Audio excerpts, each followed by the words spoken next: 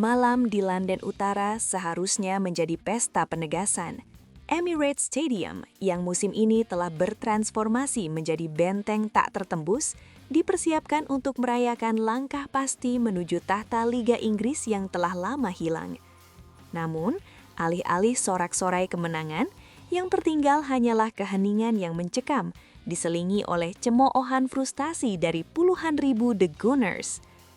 Arsenal, sang pemuncak klasemen yang digadang-gadang akan memutus puasa gelar selama 22 tahun, tumbang di rumah sendiri. Ironisnya, mereka tidak dikalahkan oleh pesaing langsung seperti Manchester City atau Liverpool, melainkan oleh Manchester United, sebuah tim yang terseok-seok di awal musim, kehilangan identitas di bawah Ruben Amorim, dan baru saja memulai eksperimen baru di bawah pelatih interim Michael Carrick. Kekalahan 2-3 dari Setan Merah bukan sekadar hilangnya 3 poin. Bagi Mikel Arteta dan pasukannya, ini adalah retakan besar pada fondasi mentalitas mereka. Pertanyaan besar yang selama ini ditakutkan pun menyeruak ke permukaan. Apakah Arsenal mulai gugup menatap garis finish? Apakah hantu kegagalan masa lalu kembali menghantui di saat yang paling krusial? Anatomi kehancuran. Dominasi yang berujung petaka. Laga dimulai dengan skenario yang tampak ideal bagi tuan rumah. Arsenal mendominasi penguasaan bola, menekan garis pertahanan United dan menciptakan peluang. Namun sepak bola adalah tentang efisiensi, bukan sekadar estetika. Melansir laporan dari Metro TV News, Arsenal sejatinya terpeleset dalam artian yang harfiah. Mereka memegang kendali, namun kehilangan fokus di momen-momen mikro yang vital. Skor akhir 2-3 menjadi bukti betapa rapuhnya konsentrasi lini belakang The Gunners ketika menghadapi transisi cepat lawan. Mikel Arteta dalam konferensi pers pasca laga yang dikutip oleh bola.com tidak bisa menyembunyikan kekecewaannya. Ia secara spesifik membeberkan blunder-blunder yang dilakukan anak asuhnya. Menurut Arteta, kekalahan ini bukan karena United bermain luar biasa superior secara sistem, melainkan karena Arsenal memberikan gol-gol tersebut secara cuma-cuma. Kami memberikan 3 gol kepada mereka. Anda tidak bisa melakukan itu di level ini, apalagi melawan tim yang memiliki kualitas individu seperti Manchester United, ujar Arteta dengan nada getir.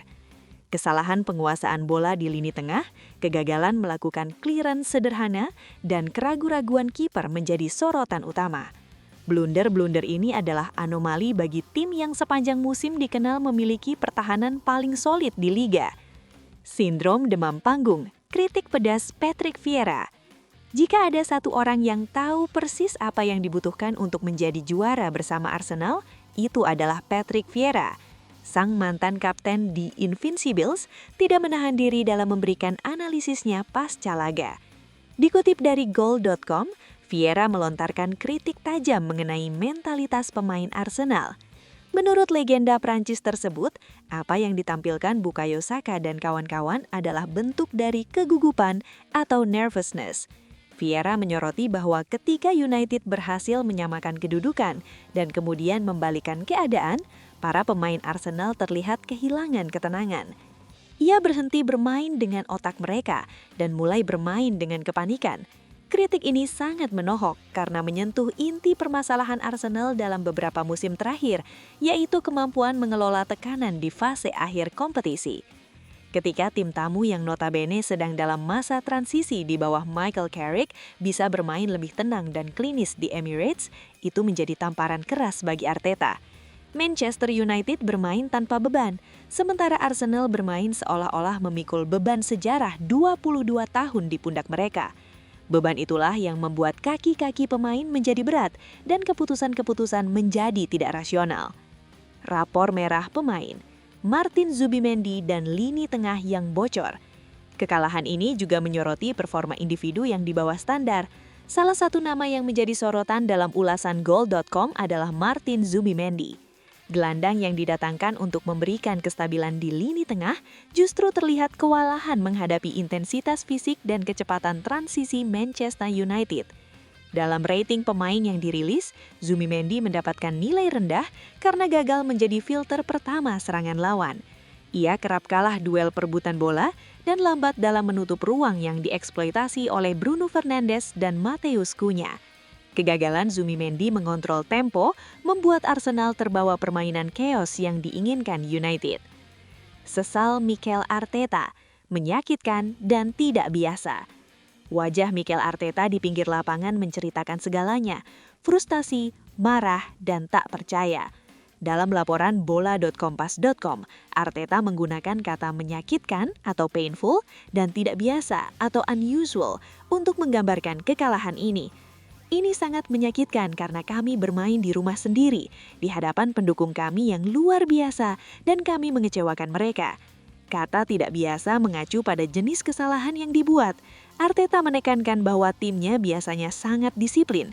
Fakta bahwa mereka kehilangan disiplin itu justru di momen krusial melawan rival besar menambah kekhawatiran sang pelatih. Lebih lanjut, inilah.com melaporkan bahwa Arteta kini menantang skuadnya untuk menunjukkan mentalitas juara. Ia menegaskan bahwa juara sejati tidak ditentukan saat mereka menang mudah, tapi bagaimana mereka merespon setelah ditampar di wajah. Saya ingin melihat reaksi besok. Saya ingin melihat siapa yang bersembunyi dan siapa yang berdiri tegak.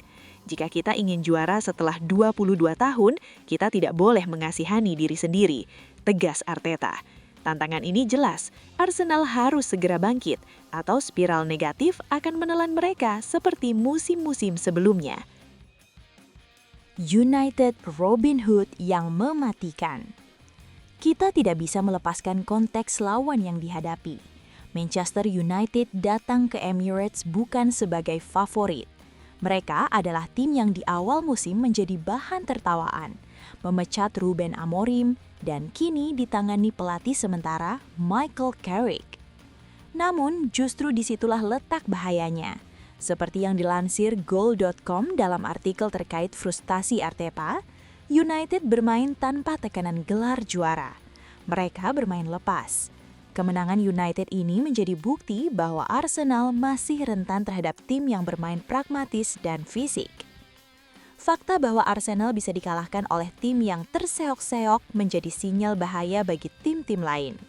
Ini menunjukkan bahwa blueprint untuk mengalahkan Arsenal telah terekspos. Biarkan mereka menguasai bola, buat mereka frustasi, lalu hantam dengan serangan balik cepat saat mereka mulai panik. Carrick berhasil mengeksploitasi celah psikologis Arsenal yang tertekan oleh ekspektasi juara. Klasemen memanas, Manchester City mengintip di tikungan. Dampak dari kekalahan ini sangat masif terhadap konstelasi klasemen Liga Inggris. Mengutip laporan sportdetik.com, posisi Arsenal di puncak kini jauh dari kata aman. Jarak poin yang sebelumnya cukup nyaman kini terpangkas signifikan. Manchester City dan Aston Villa yang terus menguntit di posisi 2 dan 3 mendapatkan angin segar. Bagi City, melihat Arsenal terpeleset di kandang sendiri adalah bahan bakar tambahan. Pep Guardiola dikenal sebagai spesialis pemburu di paruh kedua musim. Sejarah mencatat ketika Arsenal mulai goyah di bulan Januari atau Februari, City biasanya akan tancap gas tanpa rem hingga Mei. Metro TV News menyebut situasi ini sebagai puncak klasemen memanas. Arsenal kini tidak lagi memiliki ruang untuk kesalahan, margin for error. Satu kali lagi terpeleset, posisi puncak bisa berpindah tangan. Dan jika itu terjadi, trauma kegagalan musim lalu, di mana mereka disalip City di pekan-pekan terakhir, akan kembali menjadi mimpi buruk yang nyata. Analisis mendalam. Mengapa fenomena ini terus berulang? Mengapa tim yang bermain begitu indah sepanjang musim tiba-tiba terlihat seperti amatir di laga besar? Jawabannya mungkin terletak pada beban sejarah. 22 tahun tanpa gelar Liga Inggris bukanlah waktu yang sebentar. Bagi sebuah klub sebesar Arsenal, itu adalah sebuah anomali.